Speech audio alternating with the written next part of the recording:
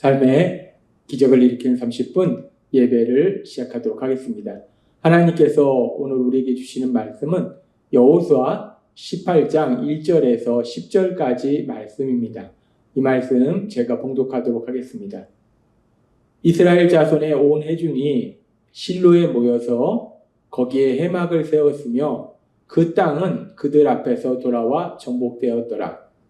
그러나 이스라엘 자손 중에 그 기업의 분배를 받지 못한 자가 아직도 7지파라.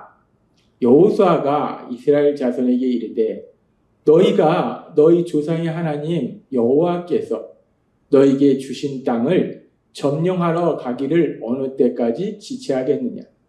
너희는 각 지파에 3사람씩 선정하라. 내가 그들을 보내리니 그들은 일어나서 그 땅에 두루 다니며 그들의 기업에 따라 그 땅을 그려가지고 내게로 돌아올 것이라.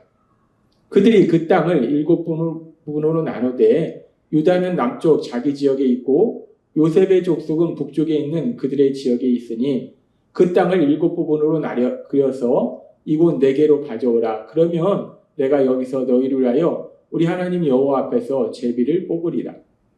레위 사람은 저희 중에 분깃이 없나니 여호와의 제사장 직분이 그들의 기업이 됨이며 갓과 르우벤과 므낫세 반지파는 요단 저편 동쪽에서 이미 기업을 받았나니 이는 여호와의 종 모세가 그들에게 준 것이니라 하더라. 그 사람들이 일어나 떠나니 여호수아가 그 땅을 그리러 가는 사람들에게 명령하여 이르되 가서 그 땅으로 두루 다니며 그것을 그려가지고 내게로 돌아오라. 내가 여기 실로에 여호와 앞에서 너희를 위하여 제비를 뽑으리라 하니 그 사람들이 가서 그 땅으로 두루 다니며 성읍들을 따라서 7부분으로 책에 그려서 실로 진영에 돌아와 여호수아에게 나오니 여호수아가 그들을 위하여 실로의 여호와 앞에서 제비를 뽑고 그가 거기서 이스라엘 자손의 분파대로 그 땅을 분배하였더라. 아멘. 오늘도 이 시간 우리 사랑하신 하나님 우리에게 말씀하실 때 하나님의 말씀을 듣기 전에 잠시 기도하는 시간 갖도록 하겠습니다.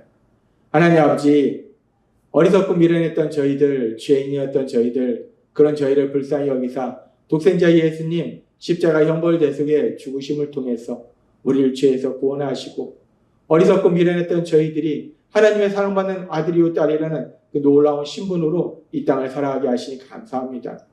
이제 저희가 저희의 죄를 회개하고 예수님을 구주와 주님을 믿을 때 저희의 신분이 그렇게 변화되고 그로 인해서 우리의 삶이 변화되는 놀라운 역사를 체험케 하시는 하나님, 오늘도 주신 말씀처럼 우리가 세상 속에 살아갈 때 더 이상 내 생각이나 내 능력이 아니오 우리를 사랑하신 하나님, 그 하나님의 은혜로 이 땅을 살아가는 저희 모두가 될 수 있도록 역사해 주옵소서. 예수님의 이름으로 감사하며 기도드리옵나이다. 아멘. 어제도 하나님께서 우리에게 말씀해 주신 것처럼 이스라엘 백성들이 이제 가나안 땅에 들어와서 그 땅을 정복하고 그 땅을 각 지파에게 분배하는 과정 속에 이제 유다 지파와 에브라임 지파, 므낫세 반지파에게 땅을 분배했는데 그 과정 속에 욕심으로 인해서 다툼이 생길 상황이 생깁니다. 그래서 하나님께서는 잠시 땅 분배를 멈추고 이제 길갈에 있던 회막을 그들이 이미 점령한 이 가나안 땅의 중부 지역에 있던 실로 지역으로 옮기도록 하셔서 다시 한번 하나님을 바라봄으로 인해서 그들이 가지고 있던 욕심에서 다시 한번 하나님의 말씀에 순종하는 삶으로 인도하세요. 그렇게 이제 이스라엘 백성들이 가나안 땅에 들어와서 그 땅을 정복하고 분배하는 과정 속에 그렇게 가나안 땅은 유다 지파와 에브라임 지파, 므낫세 반지파만 분배를 받았고 요단 동편에는 2지파 반이 분배를 받았기 때문에 아직 12지파 중에 7지파가 땅을 분배받지 못했어요. 그렇게 12지파 중에 7지파가 땅을 분배받지 못한 상황 속에서 여호수아서 18장 4절에서 6절은 이렇게 말씀합니다. 너희는 각 지파에 3사람씩 선정하라. 내가 그들을 보내리니 그들은 일어나서 그 땅에 두루 다니며 그들의 기업에 따라 그 땅을 그려가지고 내게로 돌아올 것이라. 그들이 그 땅을 7부로 나누되 유다는 남쪽 자기 지역에 있고 요셉의 족속은 북쪽에 있는 그들의 지역에 있으니 그 땅을 7부분으로 그려서 이곳 내게로 가져오라. 그러면 내가 여기서 너희를 위하여 우리 하나님 여호와 앞에서 제비를 뽑으리라. 여호수아가 이야기합니다. 각 지파, 아직 땅을 분배받지 못한 그 7지파에게 각 지파에서 3명씩 사람을 선정해서 가나안 땅을 돌아다니면서 지도를 그려와라. 이미 남쪽 지역의 유다 지파는 그 땅을 차지했고 북쪽 지역의 에브라임과 므낫세 반 지파가 땅을 차지했기 때문에 그 중간의 땅들을 지도를 그려 가져와라. 그러면 내가 그 중간의 땅들을 경계를 세워서 7개로 나눠서 각 지파에게 나눠주겠다라고 말합니다. 지금 이스라엘 백성들이 가나안 땅에 들어와서 중부 지역을 점령하고 남부 지역을 점령하고 북부 지역을 점령했지만 그러나 중요한 성들만 점령했을 뿐 아직 온전히 그 땅을 다 점령하지는 못했어요. 그래서 아직 이스라엘 백성들도 그 땅의 지형이 어떻게 되는지, 산은 어디 있고 강은 어디 있고 그 지형이 어떻게 되는지 정확하게 알지 못해요. 그래서 땅을 분배하긴 해야겠는데 그 땅이 정확하게 어떤 모양인지를 알지 못하니까 지금 여호수아가 각 지파에 3명씩 선정해서 그 땅을 돌아다니면서 그 지형을 그려와라. 그려오면은 그 지도를 가지고 7부분으로 경계를 나눠서 그래서 땅을 나눠주겠다라고 얘기합니다. 여호수아 18장 9절에서 10절은 이렇게 말씀합니다. 그 사람들이 가서 그 땅으로 두루 다니며 성읍들을 따라서 7부분으로 책에 그려 실로 진영에 돌아와 여호수아에게 나오니 여호수아가 그들을 위하여 실로의 여호와 앞에서 제비를 뽑고, 여호와 앞에서 제비를 뽑았다는 것은 전에도 하나님께서 말씀하신 것처럼 제비를 뽑는 것은 단순히 공평하게 땅을 분배하려는 것이 아니라 여호와 앞에서 제비를 뽑았다. 그 말씀은 여호와 하나님의 선하신 뜻에 따라서 그 하나님의 뜻을 제비를 뽑는 걸 통해서 사람들이 분배를 했다는 거예요. 하나님의 뜻이 A라는 지파에게는 이 가라는 지역을 줘라, B라는 지파에게는 다라는 지역을 줘라 하는 것을 제비 뽑기를 통해서 하나님의 뜻을 분별한다는 거예요. 그래서 여호와 앞에서 제비를 뽑고라는 말씀은 하나님의 뜻에 따라서 각 지파에게 땅을 나눠주었다라고 말씀하고 있다는 거예요. 그렇게 이제 이스라엘의 땅을 분배받지 못한 7지파의 사람들이 그 땅을 가서 지도를 그려오고 여호수아가 각각 경계를 세워서 이제 각 지파에게 그 땅을 나눠줘요. 그러면서 우리가 이 말씀을 읽고 묵상할 때, 아, 그렇구나.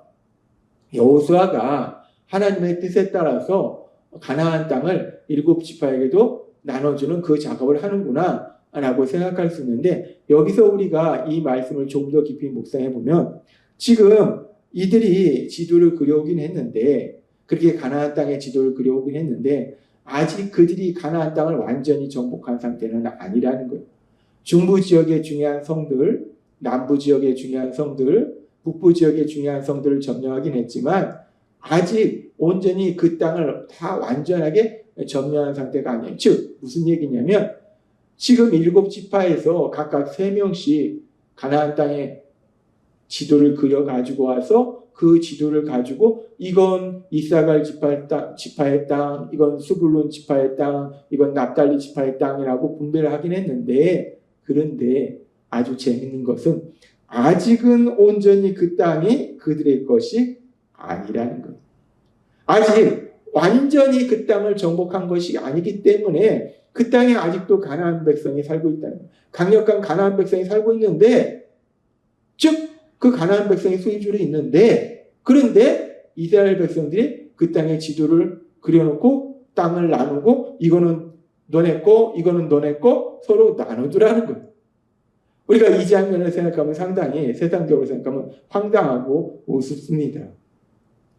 아직 온전히 내 것이 되지 않았어요. 아직 온전히 이스라엘 백성의 땅이 되지 않았어요. 그런데 그럼에도 불구하고 이스라엘 백성들은, 특별히 이스라엘 백성의 지도자 여호수아는 이건 너네 거야. 이건 너네 거야, 이건 너네 거야 라고 나눠주더라는 거예요. 마치 이미 자신들의 땅으로 완전히 된 것으로 생각하면서 그 땅을 나눠주더라는 거예요. 어떻게 이런 일이 가능할 수 있을까? 이것은 아직 그 땅이 이스라엘 백성의 온전한 소유는 되지 않았지만 하나님께서 그들에게 약속하셨어요. 너희 발바닥으로 밟는 곳은 내가 너에게 주겠다라고 약속하셨어요. 그리고 하나님께서 아브라함을 통해서 그 뒤에 계속해서 모세를 통해서 말씀하실 때 그 가나안 땅, 적과 꿀이 흐르는 그 땅을 이스라엘 백성에게 주신다 약속하셨어요. 약속은 하셨는데 아직 완전히 그 땅이 그들의 소유가 되지는 않았어요. 그런데 그 상황 속에서 약속은 하셨고 아직 그 약속의 말씀이 완전하게 완벽하게 이루어지지 않은 상태 속에서 지금 여호수아와 이스라엘 백성들은 아직 그것이 온전히 자신들의 것이 아니지만 그럼에도 불구하고 하나님은 약속하시면 그 약속을 반드시 이루신다라는 믿음, 그 믿음이 있기 때문에 이미 온전히 자기들의 땅인 것처럼 그 땅을 분배하고 있다는 거예요. 우리는 오늘 말씀을 통해서 아주 중요한 영적인 진리를 알 수 있어요. 이스라엘 백성들이 이 땅을 분배하는 과정 속에서 완벽하게 그들이 그 땅을 다 점령한 것도 아니요. 따라서 완벽하게 그 땅이 다 그들의 소유가 된 것도 아님에도 불구하고 그들은 믿음으로 이미 그 땅이 자신들의 소유다라고 생각하고 말하고 행동하더라는 거예요. 아직 이루어지지 않았지만 하나님이 약속하셨기 때문에 그 약속은 반드시 이루어진다는 믿음으로 이미 그 약속이 이루어진 것처럼 말하고 행동하는 그런 이스라엘 백성들, 여호수아의 모습을 볼 수 있어요. 그리고 그런 믿음에 대해서 하나님께서는 이스라엘 백성들이 땅을 분배한 이후 1400년이 지난 뒤에 히브리서의 말씀을 통해서 우리에게 말씀하실 때 히브리서 11장 1절은 이렇게 말씀합니다. 믿음은 바라는 것들의 실상이요 보지 못하는 것들의 증언이다 라고. 믿음은 바라는 것들의 실상이다. 이 말씀을 우리가 조금 더 이해하기 쉽게 현대화 성경으로 살펴보면 이렇게 말씀합니다. 믿음은 무엇입니까? 믿음은 우리가 바라는 것이 반드시 이루어진다는 확신을 갖는 게 아니겠습니까? 또한 아직 눈앞에 보이지 않는 미래의 일일지라도 우리가 기대하는 것이 반드시 우리를 기다리고 있다는 것을 의심하지 않는 게 아닙니까? 믿음이 무엇입니까? 믿음은 우리가 바라는 것이 반드시 이루어진다는 확신을 갖는 것. 그래서 믿음이라는 것은 아직 그 일이 이루어지지 않았지만 이미 이루어진 것처럼 말하고 행동하는 거예요. 지금 이스라엘의 지도자 여호수아와 이스라엘 백성들이 한 것처럼 아직 가나안 땅이 온전히 자신들의 소유가 되지 않았지만 그럼에도 불구하고 이미 자신들의 소유가 된 것처럼 말하고 행동하고 그 땅을 나눈 것처럼 믿음이라는 것은 그렇게 아직 현실로 이루어지지 않았지만 반드시 현실로 이루어진다고 믿고 이미 이루어진 것처럼 말하고 행동하는 것, 그것이 믿음이라는 것.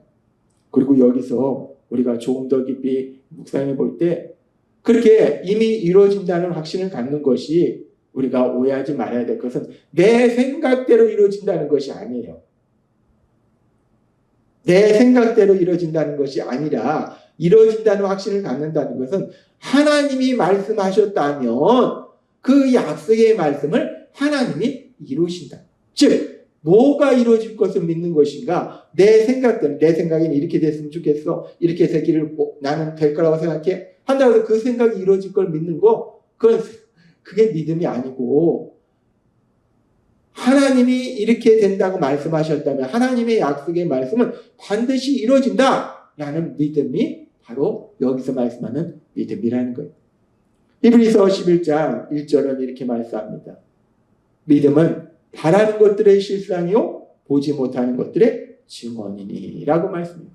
그렇습니다. 믿음은 우리가 바라는 것이 단순히 내 생각이 아니라 하나님이 나에게 약속하신 그 약속의 말씀, 그 약속이 이루어진다라는 것, 그것을 확신하고 이루어진 것처럼 말하고 행동하는 것이 믿음이라는 것. 그런데 그 믿음이 내 의지나 노력으로 되지는 않습니다. 우리 안에 계신 성령님이 그 믿음을 주셔야 돼요. 따라서 우리 안에 계신 성령님의 강력하신 역사하심에서 하나님이 우리에게 주신 그 약속의 말씀들, 그 약속의 말씀들이 우리의 삶이 되는, 특별히 하나님께서 우리에게 주셨던 약속의 말씀들 속에서 우리가 이제 세상 속에서 더 이상 사람과 세상에게 끌려다니는 비참한 노예와 같은 삶을 사는 것이 아니라 성령님의 강력하신 도우심으로 세상과 사람을 이끌고 변화시키는 큰 용사로, 영적 리더로 살아간다는 이 말씀이 우리 삶에 반드시 이루어질 걸 믿음으로 담대하게 세상을 살아가시는 여러분이 되시길 주님의 이름으로 축원합니다. 기도하겠습니다. 하나님 아버지 감사합니다. 오늘도 주신 말씀처럼 믿음이라는 것은 단순히 내 생각이 이루어지는 것을 확신하는 것이 아니라 하나님의 우리에게 주신 약속의 말씀들은 하나님이 반드시 이룬다는 그 믿음으로 살아가는 것임을 다시 한번 기억하게 하시니 감사합니다. 예수님의 이름으로 감사하며 기도드렸나이다. 아멘. 이 시간 우리를 사랑하시는 하나님, 그 하나님 주신 말씀을 묵상하면서 조용히 기도하는 시간 갖도록 하겠습니다.